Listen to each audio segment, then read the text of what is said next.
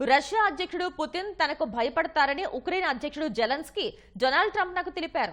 Russia Ukraine యుద్ధాన్ని ముగించాలి అనే బలమైన సంకల్పంతో ట్రంప్ ఉన్నారని, అందుకు ఆయనకు కృతజ్ఞతలు తెలుపుతున్నానని పేర్కొన్నారు. యుద్ధానికి ఎలా ముగింపు పలకాలి అనే అంశంపై తామంతా కలిసి పనిచేస్తున్నామని, దానికే ప్రాధాన్యం ఇస్తున్నామని తెలిపారు.